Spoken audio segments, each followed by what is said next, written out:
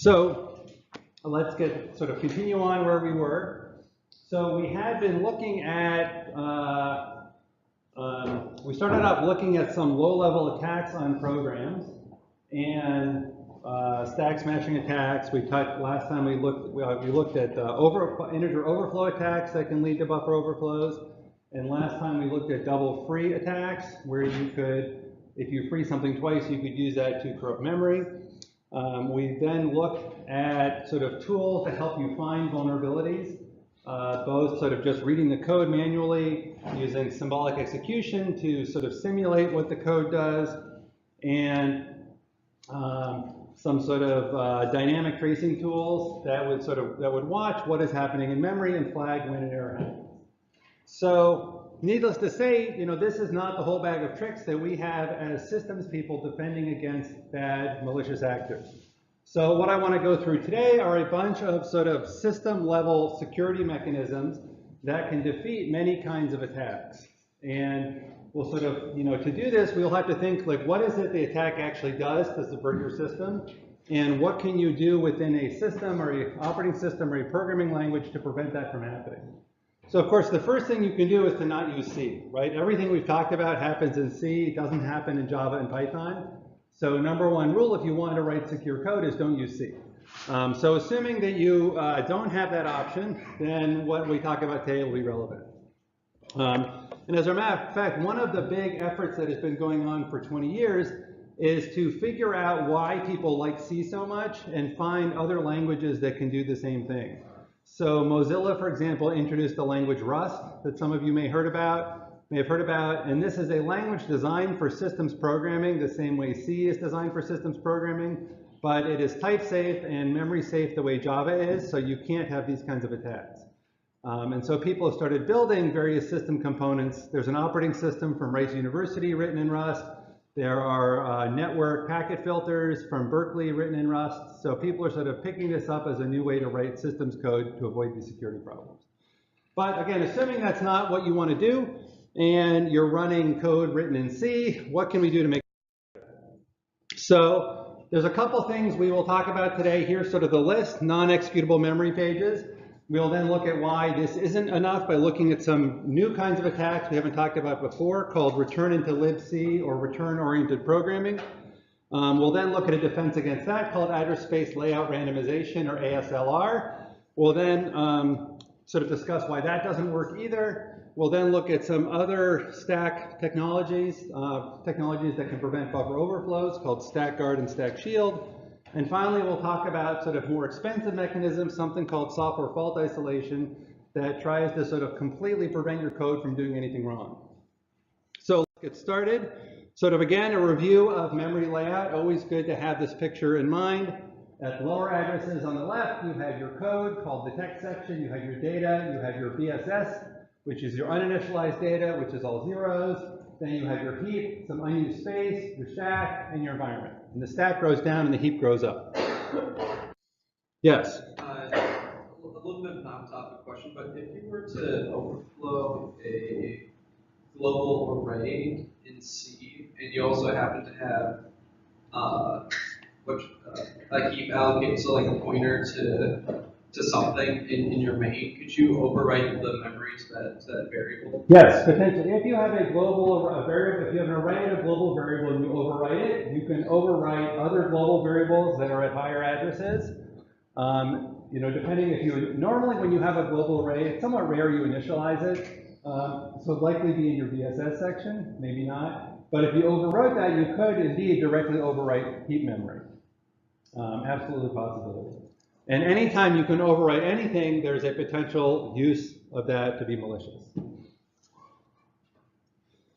Okay, so when we look at stack, again, hopefully this vision of a stack layout is burned into your memory by now. This is like the 4th time you've seen it, but just to remember, at the high memory addresses, when you make a function call, we're going to push the local variables onto the stack, or sometimes put them in registers today. So what we have here is we have some caller local variables. So these are the variables in the caller routine, which might be like your main function. They're local variables temp1 and temp2. When they make a procedure call, they will push arguments on this. Sorry, the call local variables temp1 and temp2 are the arguments that are pushed onto the stack. So there's two arguments to this function. When we make the call, the processor pushes the instruction pointer, which is the saved EIP. When the function starts, it will save the base pointer EBP. Then we have a local variable. In this case, we have a local variable called name, which is going to be some kind of array that we're sure to exploit. So again, this is sort of your standard canonical stack layout, which is what we always try to subvert. So the canonical stack overflow attack for refreshing your memory, the way we do this is we put some code into this region starting at your local buffer. So we're going to insert some code into the system here. This code lives on your stack, and then we overwrite the return saved instruction pointer with a pointer into that code that we put on your stack. So when you return from this address, you will instead jump into the data on the stack, and you will start executing it. So hopefully this is familiar. This is what you have been crafting, hopefully as part of the assignment.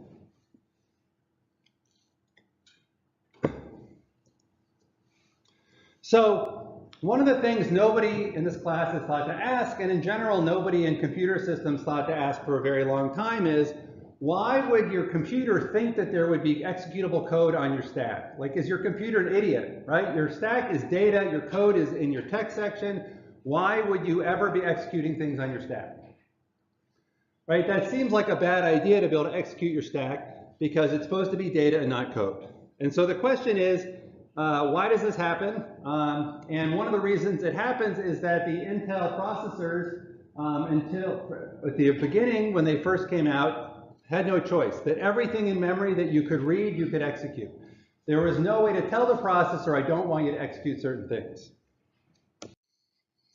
So one solution we have here is if we don't want you to put executable code on your stack, why don't we make your stack non-executable? The name for this policy is WXRX. And as you might imagine, the rule is that any page in memory in a process or in the kernel can either be writable or it can be executable, but it cannot be both. So it says if you want to write some code somewhere, if you want to write some data somewhere, that's fine, but you can't execute that location because that should be data.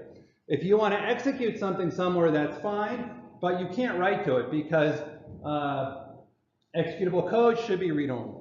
So now it's true, this does outlaw some programming idioms that people have said are a bad idea since 1965, like self-modifying code is something people used to do to write very small programs where your program would modify itself. You can't do that anymore because with this policy because it requires writing to your code. So here we're going to make the stack non-executable and heap non-executable. Now this does require processor support because the processor has to have a way to map things non-executable. So if we look at the stack, the way we do this is on x86-64, there is an NX bit you can put in your page table. And when you put this on a page table entry, it says this is non-executable. So now there's nothing in the hardware that says you can't have executable and writable pages. It's really an operating system policy. So the operating system's job whenever you put pages into an address space will be to enforce this rule. So if you call mprotect to change permissions on something, if you try to execute something, the operating system will ensure this rule is in play. So what this means, what happens if you have a non-executable page code and you try to jump into it? It means the processor will trap and it will raise an exception that says you tried to execute non-executable page.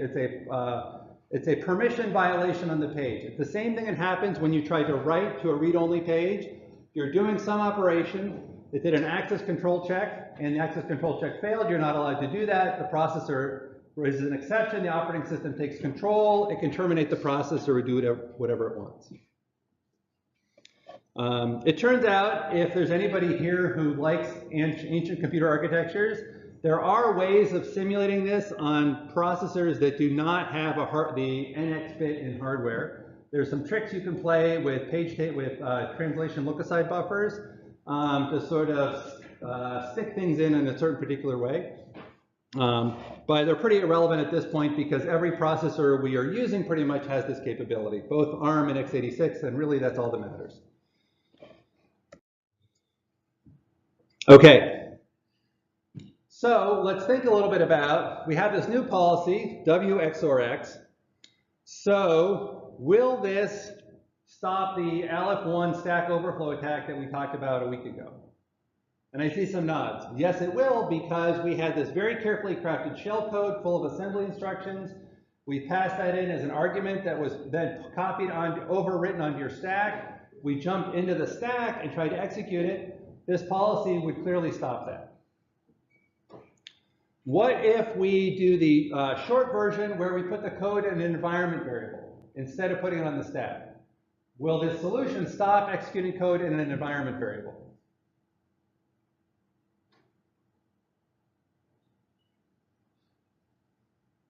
I see you shaking your head.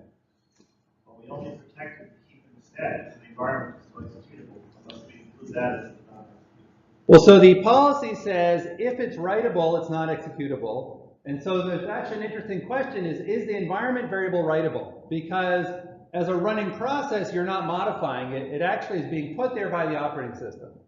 And so what it argues is what you really want is anything writable by a user, whether or not it's an environment variable, it's your initial arguments, anything that was sort of generated by a user should be marked either writable, should be marked non-executable.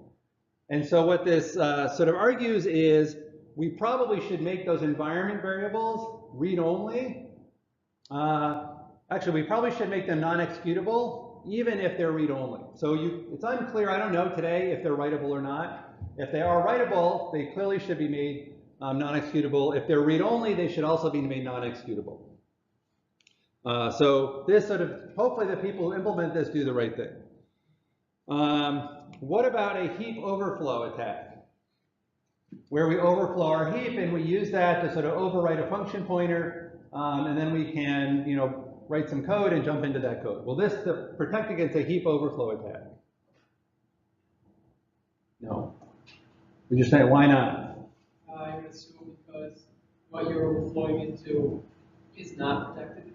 Well, so this policy says you're completely allowed to overflow things. So you can overflow all you want. It really says if you are writing to a region, you can never execute anything that you wrote into that region. So that does look. Yeah. Doesn't that just say overflow and a point somewhere else? It's just not. It is. So there's a question of, is there an attack? If you can do a heap overflow and you can change a pointer to something, but you can't inject your code into the process, is that a problem? Yes. So, is a radical section of the memory where the user programs which grows and is active. So, won't be executable as per this policy. Wait, sorry, what was that? So, the heap section is writable Right. by user programs.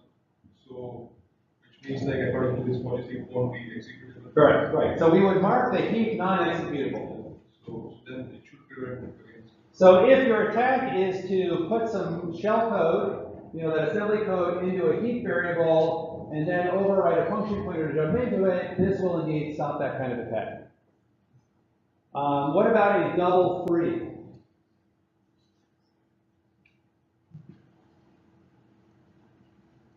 So again, the general rule is anything that depends on you injecting your own code into the process, this will stop. Because you no longer, when you inject code, you can't actually ever execute that code with this policy. So that makes it reasonably good. This is turned on in pretty much all operating systems at this point. It's also called data execute protection, or DEP. However, we will see in a minute, as you suspect, this is not good enough. And so you can ponder why this might not be good enough.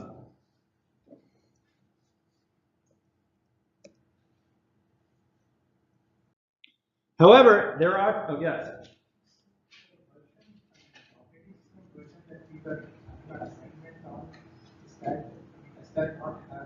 We intentionally turn this off, and this is why we give you a virtual machine. If you tried to do this just on a CSL machine or your laptop, it would fail. So that's why we give you a virtual machine that, as it runs an older version of Linux, with this disabled. Yes, exactly right.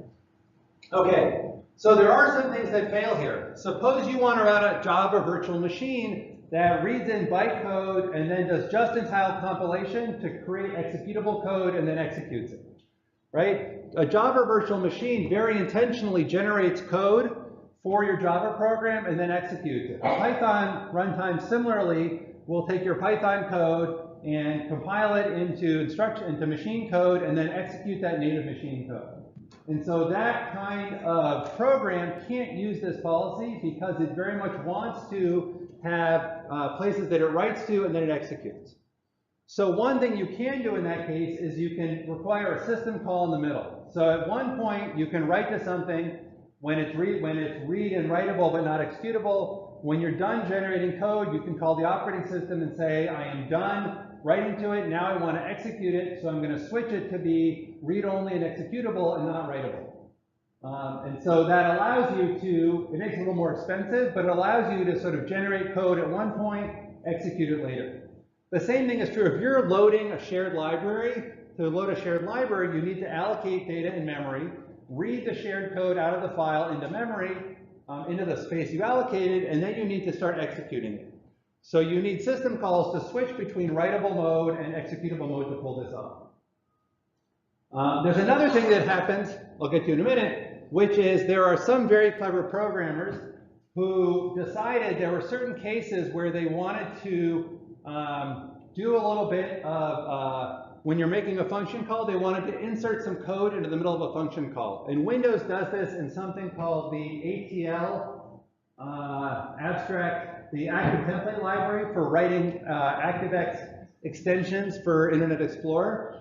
And the way you call into this thing, it generates what's called a trampoline, which is a little piece of code that the runtime will generate on your stack and then jump into it. So this sort of Microsoft technique will intentionally generate code on the stack and then execute it as a performance optimization, which is completely broken by this WXRX policy. Yes?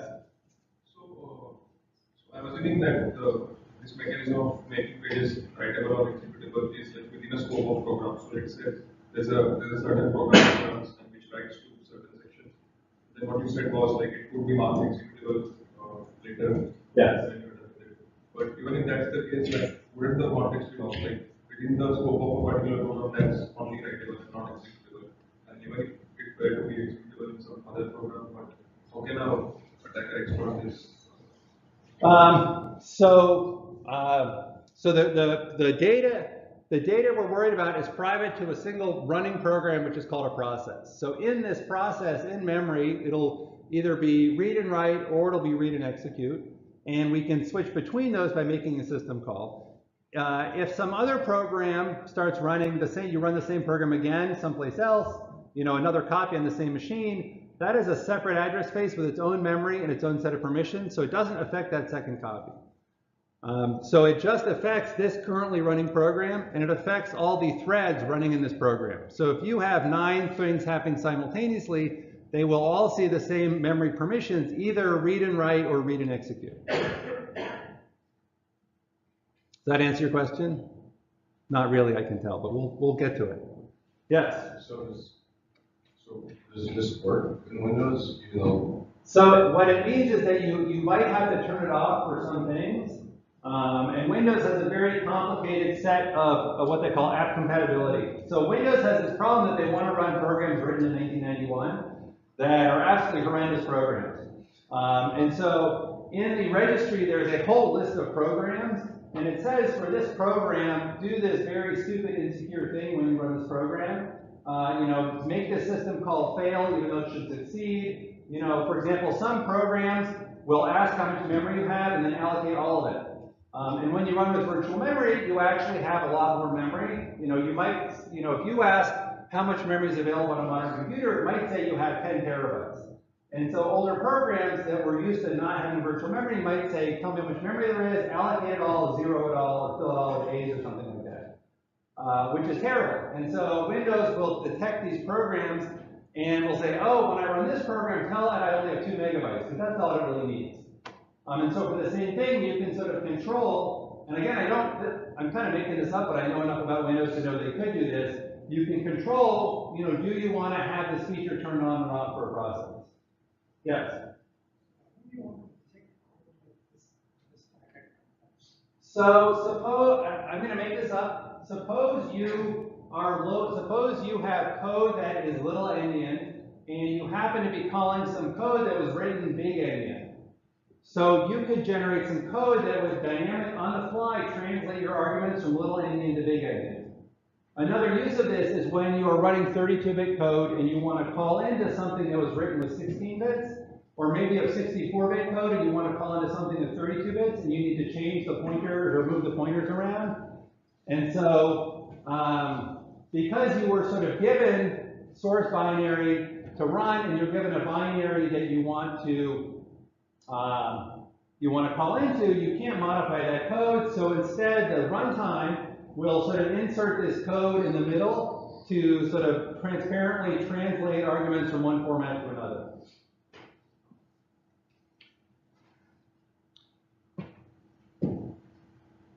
So, I mean, if you think about it, it's sort of a useful technique in your bag of techniques to be able to insert code between when you call a function and when you actually execute the function. You can sort of, insert tracing code, for example, to log what you're calling, things like that. Okay, so WXRX has some limitations in what kind of code it can be used for. And the good news is that the exploits it's trying to attack are designed to run on existing code. Okay, so it turns out that WXRX sort of plugs one hole in a giant gaping sieve of C. So it doesn't actually do very much. So there's a whole nother class of attack called a return into libc attack. So the observation here is that what WXRX does is it prevents the attacker from providing new code that gets executed. The thing to remember is in a program, there is a lot of code there already that can do a lot of bad things.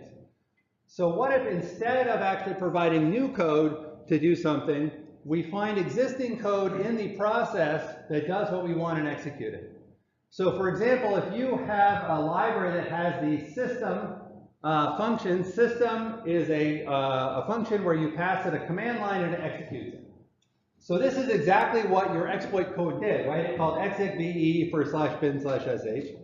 So there's a function that does this already. So what if instead we are going to jump to this existing code, the system call, instead of inserting assembly code? Unfortunately, I don't have the demo for this, but I can make a video of it and post it later to see the demo. So we'll go through what this means though. So the key idea is that if we do a buffer overflow, we can still control the EIP pointer, the return address pointer. If we control that return address pointer where we jump to, we can jump to any arbitrary place in our address space. If we have code we want to execute, we can set that return save EIP to the target where we want to start executing. So this lets us call any function in our process. So that means we can call this system function and cause it to run a shell or something like that.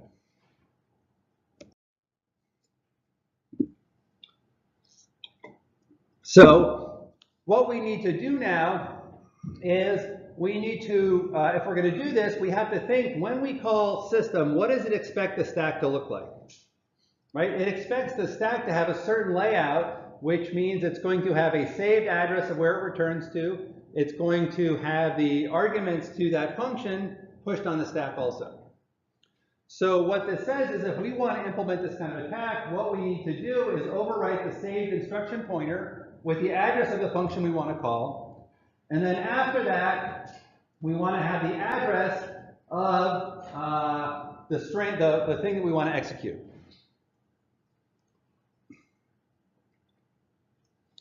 So the other thing we need to think about is when we call system, it's going to look for an address that it's going to return to, right? We are going to be doing a jump into this, not a call, which means that we are not going to save another instruction pointer.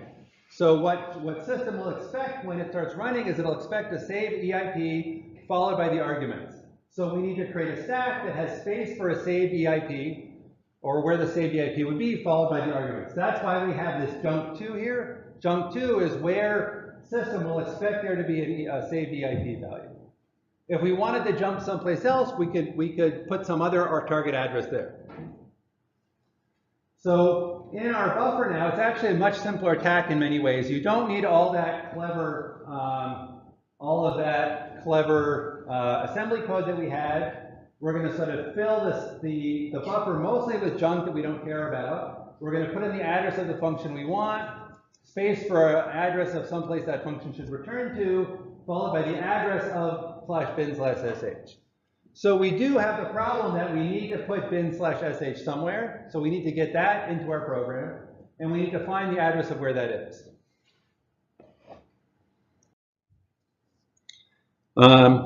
So one thing to note is bin/sh already in your address space somewhere? And the answer is, it often is, because one of the environment variables, a common environment variable, is the shell environment variable that tells what is your current shell.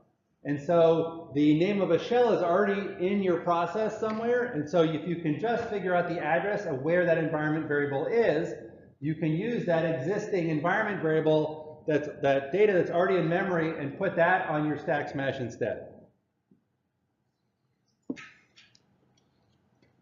Okay, so is that attack somewhat clear? Probably not. But we'll sort of go through some other examples.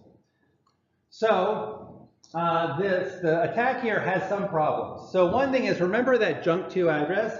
So when the function system returns, it's going to jump to that address junk2. If that junk2 address is nothing, it will cause the program to crash. And on many systems, administrators may log program crashes, and they might see after a while, hey, you know, this program that isn't supposed to crash keeps on crashing. Maybe I should look into it and figure out what the problem is. So this means that administrators might see your exploit happening.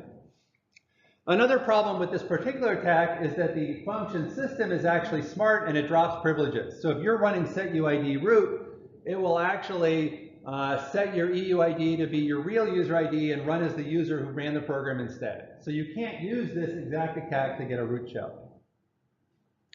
But in general, you can use this to call any function in the C library, in your program that you want. That's why it's called return to libc, because anything in libc is callable here.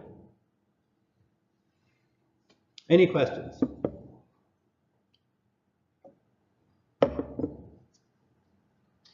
No. Yes? The which? The fact that it will crash. Wait, so what is it? Is that a real problem?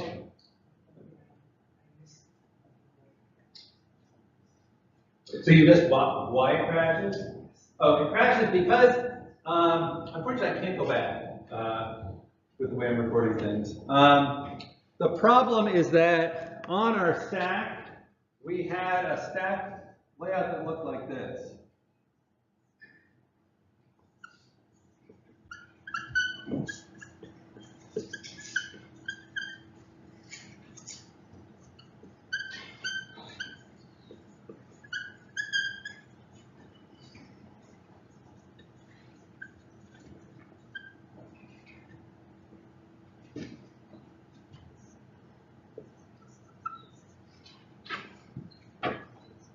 Okay. So this was sort of what our attack looked like. We had some junk that actually was going to overwrite the frame pointer. We then put in the address of the function system, some other junk, and then address of bin/sh. So when this returns, I'll set through this a little more, I guess.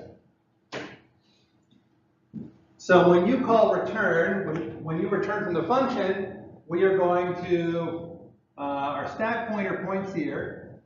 We're then going to do a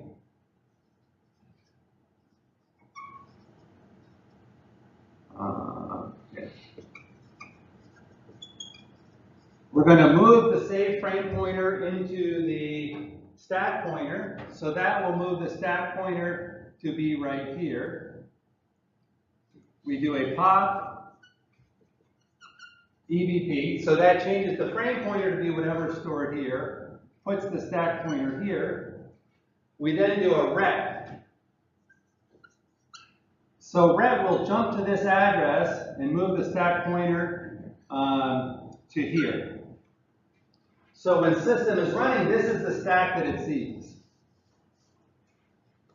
And what system expects is it thinks this is a save. If it was called normally, the call instruction would save the instruction pointer here. Here we didn't do a call instruction, we did a jump, so there is no, the processor does not save the instruction pointer, we just have this junk address.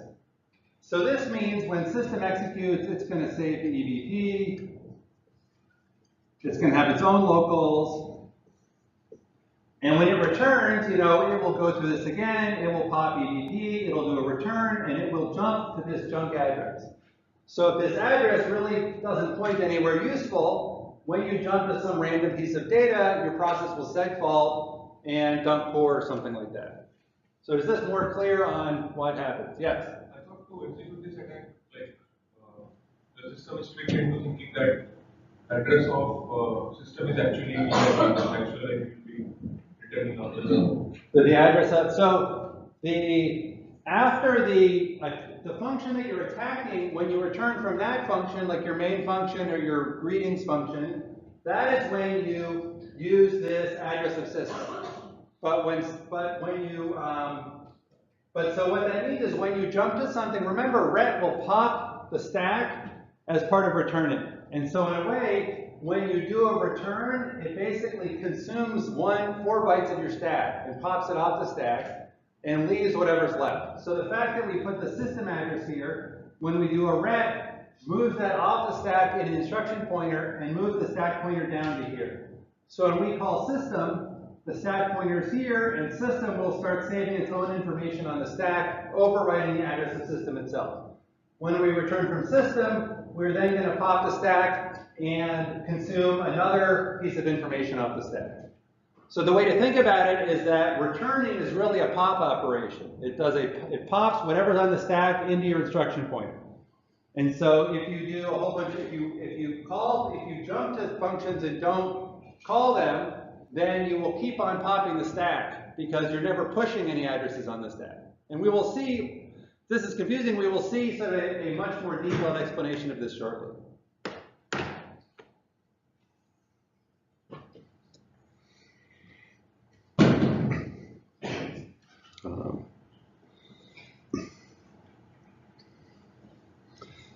So another way you can do this attack is I picked the system call before. The system call had this problem that it dropped privileges. So we could do this with execl. Execl is nice that it doesn't take an array. So remember when we saw the first attack, we had an array that had the parameters in it. So we needed the address of the starting address of a string to construct that array. Here, execl just takes the program name and then all the parameters. And so we don't need to construct any arrays in memory. We just need addresses. And so we can sort of do the same thing here. So one thing to note here, this is a little bit clever, is we can actually put several return addresses on the stack. And what it means, so think about what this means. So let me sort of draw it here.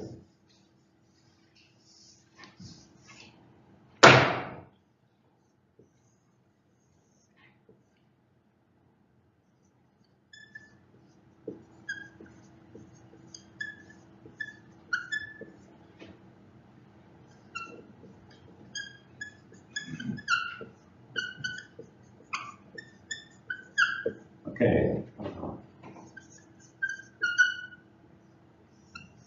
So this is sort of what our stack is going to look like. So we're going to do a stack overwrite that looks like this.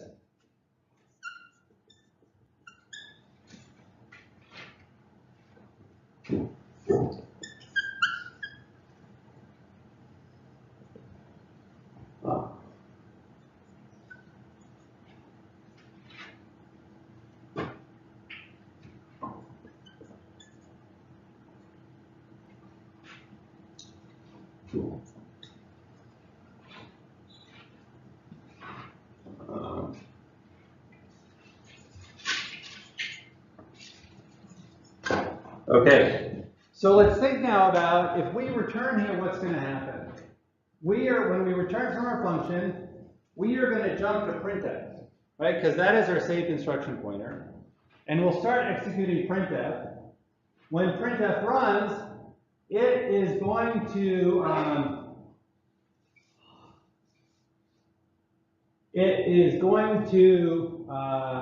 look for arguments on the stack. So remember, it's going to skip the next 4 bytes, which it thinks is the saved instruction pointer. So it's not going to read that address of the execl. It's going to look at the addresses off of that, after that, which is %3 $n, /wrap, and addresses here.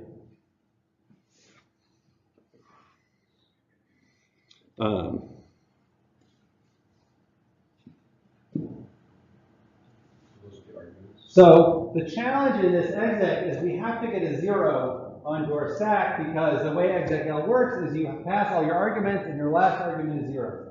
That's how it knows how many arguments there are. So what is the problem with a string buffer overflow putting zeros? The problem is that when you do a stir copy, when you have a null terminated string, it just copies a single byte of 0. It won't copy 4 bytes of 0 that you need to actually get a 0 parameter here. So the question is, how do we get a real 0? Right? We need to have some way of writing the 0 onto our stack to create the stack that we need to call exit. So printf, remember, has this cool feature where if you put in %n, it will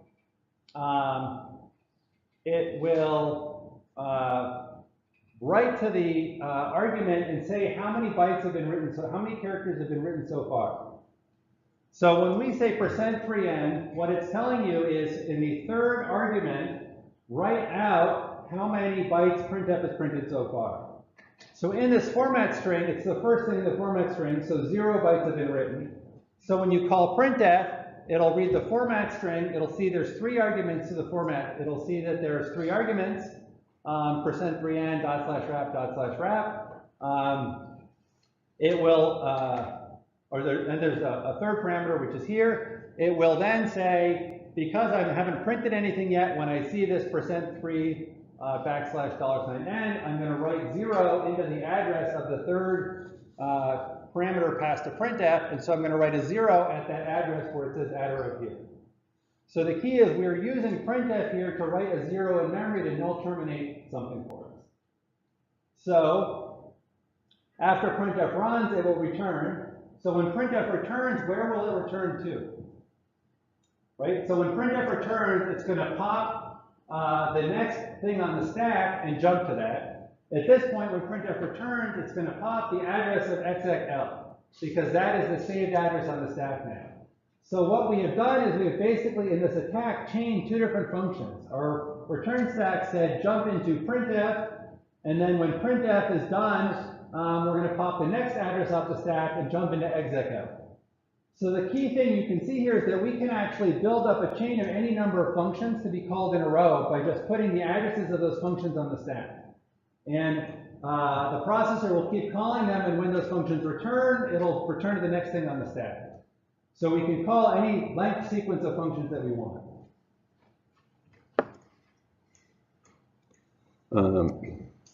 Okay, so you can see we actually get the 0 byte written here. So when printf returns, it'll jump into execl. Execl will look at its stack. What does it expect? Well, the first 4 bytes it thinks are the saved instruction pointer it should return to, so it ignores those. And then it starts looking at the bytes after that for its parameters. So it will see ./wrap, 0 as the parameters to execl. So it'll actually execute this wrap program for us, which is exactly what we wanted to implement our attack. Okay, so do you understand how this attack works? We're crafting a stack that will cause the processor to jump into functions that are already in your process. We're going to put the parameters to those as pointers on the stack that those functions will interpret. And then as we return, by controlling the saved instruction pointers on the stack, we can control where the code will actually jump to next. And so we can cause it to actually, potentially call a sequence of functions. The tricky thing about a sequence is we have to have the right parameters to all the functions in the sequence. And we got lucky here that the parameters to printf were a prefix of the parameters to execl. So we just strip off the first parameter to printf and we have what we need for execl. So that worked out perfectly. And the thing to note here is that policy WXRX doesn't help about this at all, right? Because we're not executing any code that we injected into the program. We're only executing code that already exists in the program. Any thoughts? So you can sort of bet the people who came up with WXRX as a policy were kind of bummed out when like a week later people showed off this attack and said that what you just did is nice, but really doesn't help security at all. So this is sort of what's fun about security is people will find a vulnerability, somebody will patch it, and then there's an arms race. You know, you think your system is secure, and then 2 weeks later somebody announces a new attack on the new system, and then you have to patch that, and it kind of goes on. And so people have been sort of going down this rat hole in a way for years where there's an attack and there's a defense, and there's a new attack and a new defense. So one thing to note is when you read about a security system, you can be happy there's a new security system, but you should also believe this isn't perfect, it's going to be broken in a year or two. And then I'll have a new security system. Because it really is an arms race.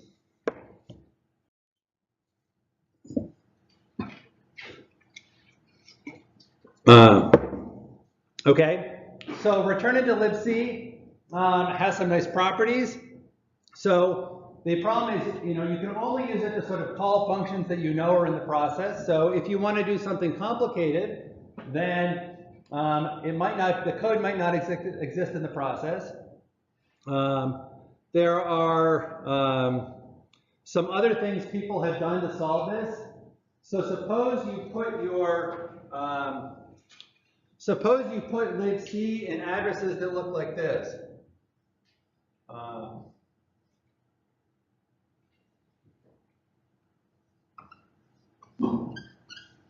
Something like this. So if you have addresses of this format, this address has null terminators, it has zeros in it. This means if you do a string copy, you can't copy this address.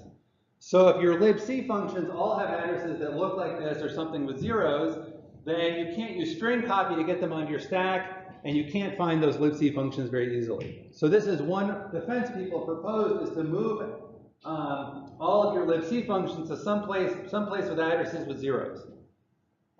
Which of course there are attacks that get around this by putting zeros in later. So the question is, you know, we used to be able to run arbitrary code when we didn't have WXRX. Now we can only run C functions. And the question is, can we build a better attack against this? Can we do something stronger?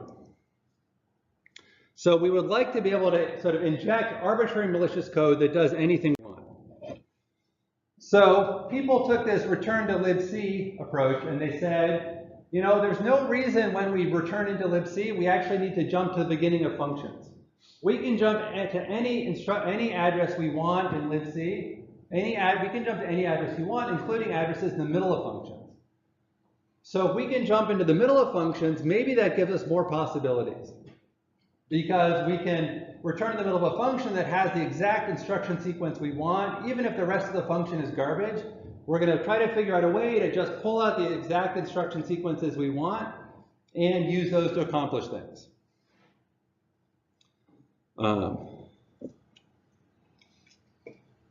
So the basic idea will be we are going to construct a chain of calls into libc into little code fragments where each of those code fragments sort of execute a little part of a program, and when you assemble those code fragments together, they can really execute any arbitrary program that you want.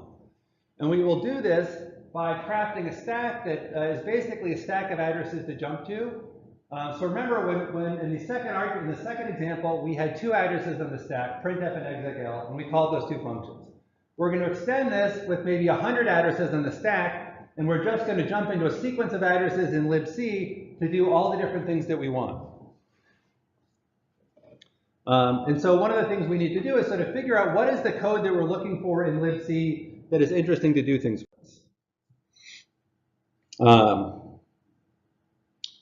So there's a paper, The Geometry of Innocent Flesh on the Bone. You know, again, security people often have great titles. This is not the typical title of a research paper. But it develops this idea of what's called return-oriented programming. So suppose you have some code, you have a stack, you can see your stack pointer has the address that points to some code at the end of a function that does a pop, edx, and a return, and then you have a value in your stack that's 0x deadbeat. Okay? If we return at this point, what's going to happen? What will this little snippet of code do?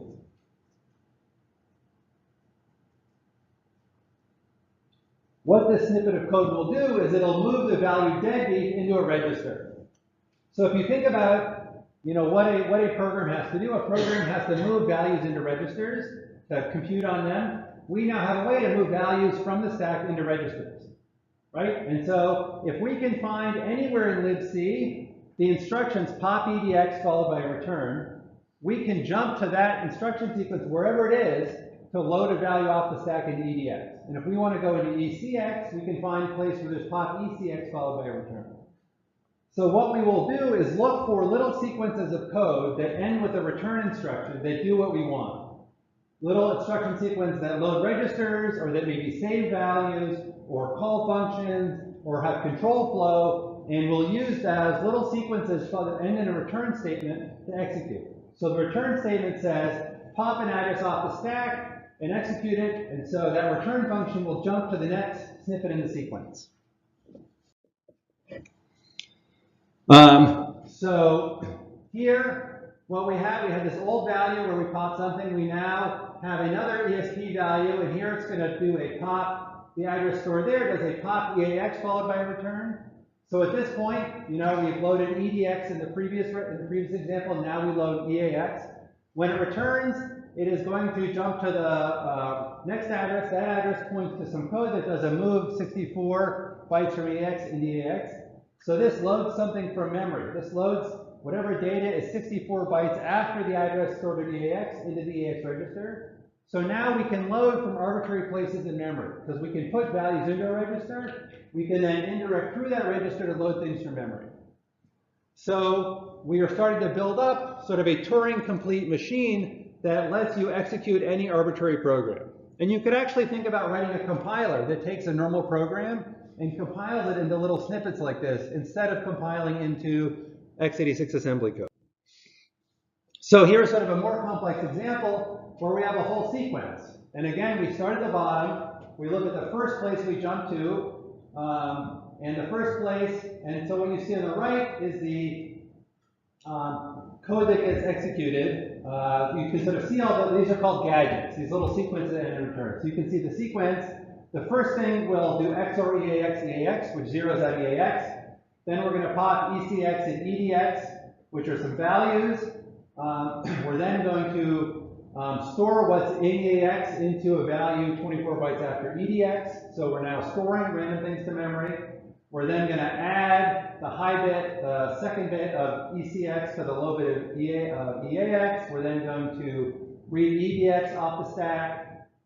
So you can see the places where we're loading data are pointers to other places in the stack. On the left, where they sort of point up some location. So we now have a sort of sequence of instructions that build up, code that looks very much like what a normal function would do. We just have all these little return statements in the middle. But the assembly code is more or less the same. So this is what a shellcode attack looks like in this, where we put our stack now has addresses of all these little gadgets of code that we need to set up the stack and make the arguments for calling exec. And our data is elsewhere on the stack, which is pop out, which is sort of moved onto the stack through these various pop instructions.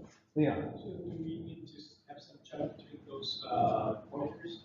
So placeholder or EVP? So here, one thing you can see is we're not using EVP anywhere in this code. We also have no call, we have no sort of jump instructions. We just are building a straight line sequence of code here, basically. That does some various, there's no control, there's no conditional control flow, I guess. Does that answer your question? So every time you do return, what is the program going to have? So when you do a return means pop the next value on the stack and jump to it. So if we are see if I can do this. Okay, so the question of how do we get the snippets?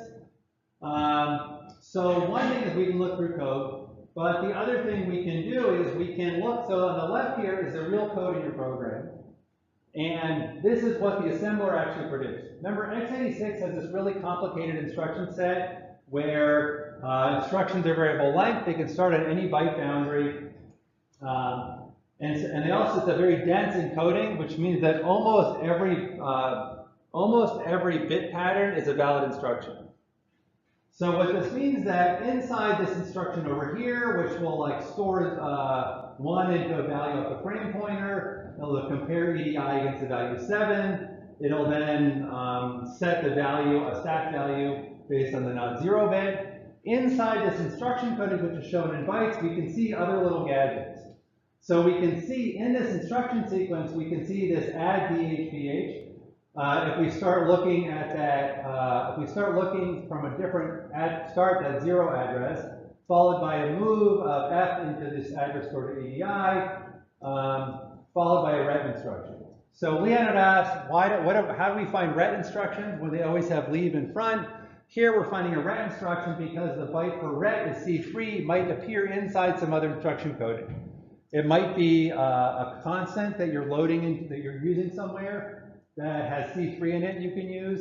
It might be some other instruction like set NZB as a C3. So as long as C3 shows up anywhere in your code, you can use that as the end of a gadget. And this gives us a much wider range of gadgets. Now, one quick question. Suppose you want to use this attack on a ARM processor or a MIPS or SPARC processor. What might be different? Any thoughts for people who have taken a computer architecture course? Less instructions. Okay, so you said there's much fewer instructions to choose from. Why is that? So it's true, there are reduced instruction sets. So instead of 700 instructions, there might be 200 instructions. Other reasons that it might be more difficult. Yes? Fixed size. So another reason is that on RISC, instructions are fixed size. Usually they have to be 4 bytes. And they have to be on 4-byte boundaries. And so you can't sort of find extra instructions inside the encoding of other instructions. You're sort of stuck with what the compiler emitted. So it means you can't play this trick of finding a ret instruction someplace else.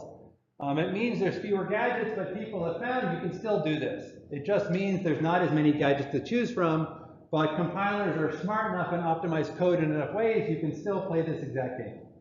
So rest assured that people using smartphones with ARM processors are not safe from this. Okay, so to wrap up, WXRX, great idea. Turns out that it just makes attacks harder. It doesn't actually stop attacks because we can use all the existing code in your program. We don't need to generate new code to attack your system. So what can we do?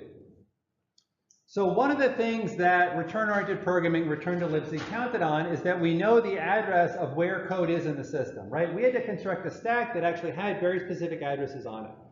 So what if you didn't know where those addresses were? That would make it a lot harder, right? Because the current model is you can sort of run the program on your own machine, find the addresses. You know, in the case of your programming assignment, you could run like getsp to find the stack address and use that to generate an attack because you knew where the stack would be. Suppose instead we're going to sort of rearrange things. So we can rearrange the addresses to be at any random. We're going to change the location of things. Instead of putting the code section at the very bottom of your address space, we're going to have a 16-bit offset, which means there's going to be 65,000 different places that this bottom region of your address space could start, the text and data sections. We're going to have a 16-byte offset for the heap, which is going to make the heap can be at any of 65,000 locations, and a 24-bit offset for the stack, which will mean there'll be about 2 million different places that the stack could be, or 16 million places the stack could be. So what does this do if we randomize things? What it means is that if we're trying to attack a program, we now have a much lower chance of actually guessing where those addresses are. So we've kind of taken this. It means that when we run a program twice, we might get the program that looks like this one time, if we try to attack it again, we might get a totally different layout. So we can't use what we learned in one attack to figure out, in one run, to figure out where things are in the next run. However, again, this is not good enough. So it turns out the way people implement this is that there's basically a constant, there's 3 different offsets in your system. One for your text and your static data, one for your heap, one for your stack. In the attack we were looking at before, we really needed to know where the heap was, and we needed to know where the code was. We didn't really need to use the stack because we weren't jumping to stack addresses or loading stack addresses. We were overwriting heap data. So that means that we had to find 2 different addresses. So the question is it possible to sort of find these addresses?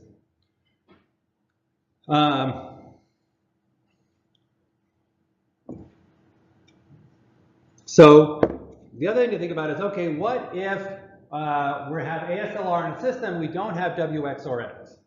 This means the stack has been randomized.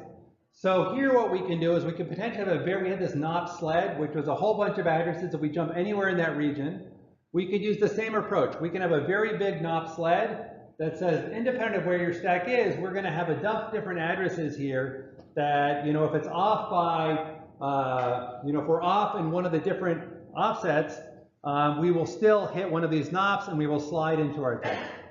So this will take it from having to search 24 bits of randomness. Maybe our sled is like 2 to the 8 or something. This means there's only 2 to the 16 different things. So we can have, a sled that's maybe a megabyte long, which will give us a lot of space that if we can jump anywhere in there, our attack will be successful. So with ASLR, you still need, you still want to use WXRX to protect the stack. The other thing you can do is, can you find a vulnerability that will print out the address of any heap variable or any code variable? So for example, suppose you have a program and you can get it to print out uninitialized data. So there's a bug, for example, in TCP/IP called Heartbleed. Has anybody heard of Heartbleed? So what Heartbleed did is Heartbleed allowed you passed in an address for a packet size, and the kernel didn't validate that size was the right size, and it would actually copy extra data from the kernel into the packet to return. So you could copy data you weren't supposed to see out of the kernel, and this means that if there's any addresses in there, you can find what the kernel addresses are. This is called a leaked address because it tells you here is an address of some piece of information that we were trying to hide. Because when we're doing address space layout randomization, we're trying to hide the address of code and the address of the heap so the attacker can't get it, because that's our defense. So any place where we leak this, we have a problem. So think about in Java. What if you have a complicated type in Java and you print it out? Right? In some cases, it will print out the address of that object instead of converting it to a string. So if you have any code in a program running in Java that prints out an address, you can use that to find the address of your heap and use that heap address to sort of de-randomize and launch an attack. There's a question over here. Yeah, so the whole randomization of the layout or of the memory, isn't that kind of like a security by security thing? So the difference is that attackers know that it's, if you randomize it once on all systems, that would be security by security. So like if Apple said, we're going to pick a random layout for all iPhones and not tell you. The difference is, in this model, every time you run a program, that instance of the program has a different random layout. And so the attacker knows what the code is, it knows how the randomness is generated, it knows how many bits of randomness there are, but it doesn't know the actual randomness. And in this way, it's very similar to like a encryption key, where you know the mechanism, but you don't know the bits in that key. And it basically forces the attacker to guess. And so that's why it's not as bad as security through obscurity.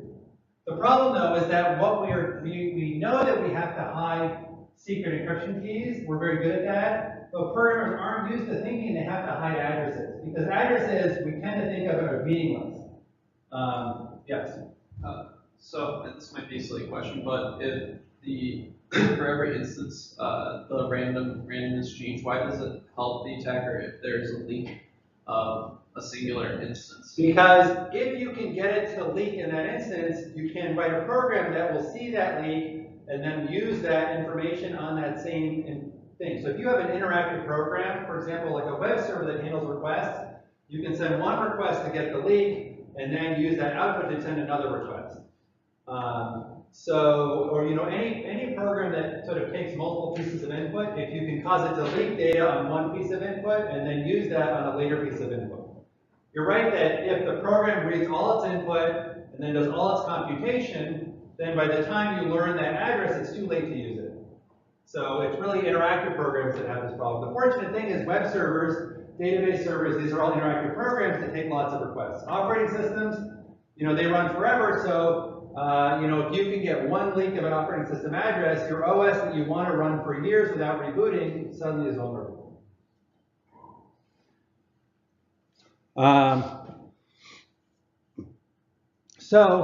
The idea here is we're going to have 16 bits of randomness. The problem is that 2 to the 16 bits of randomness is not that good. So if you look at like Apache, for example, Apache is a web server. It will use to fork a process to handle a new web request. So what you would do is you would send a request. It'll fork a process. Now, one of the things about fork is fork copies the address space of the parent. So this means that once you start running Apache, even though you're creating lots of new processes to handle requests, they all have the same layout as that parent process. So if you can break the layout of any child process, then you can see what's happening. So what we are going to do is we are going to try to guess what that address is by basically attacking the sort of trying lots of different possible addresses for where the code has been randomized. So this is the attack you can send in. What we send in is a buffer. It's going to be a stack buffer overflow. We send in deadbeef as our bogus return address. We then are going to guess the address of a function. We're going to use usleep, which is a sleep function that causes the thread to sleep for some period of time. And then we're going to pass in this value, 10101, which is about 16 seconds. So let's think, if we pass in a bad address for usleep and we exploit this buffer overflow, what will happen?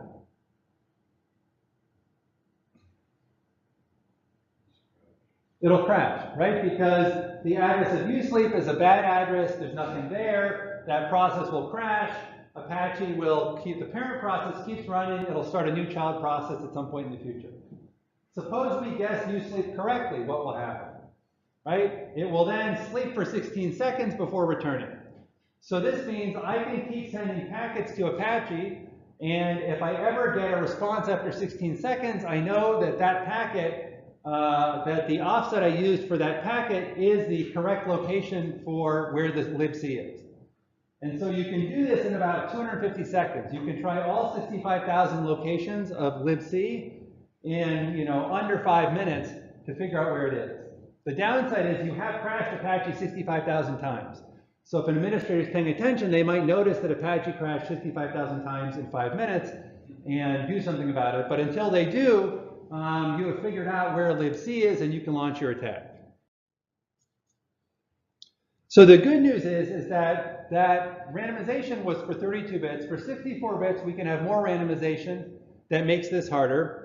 The other things we can do is you can actually randomize the location of individual functions within libc. So we can say libc has these functions. Every time we load libc, we're going to rearrange where those functions are in memory. So you need to guess not only the location of libc, but the location of the functions you want in libc. The other thing is x86 has lots of instructions, so we can randomize which instructions we use when we execute the code. We can change from using add instructions to subtract instructions and by negating a value. So we can change the code to sort of make the gadgets be different and defeat them. So we can do lots of randomization, but it has higher and higher cost as we do randomization. So with that, we will stop. I think I still have 25 seconds left, fortunately. And we will pick up on Thursday, next Tuesday, sort of finishing out some of the defenses we can use.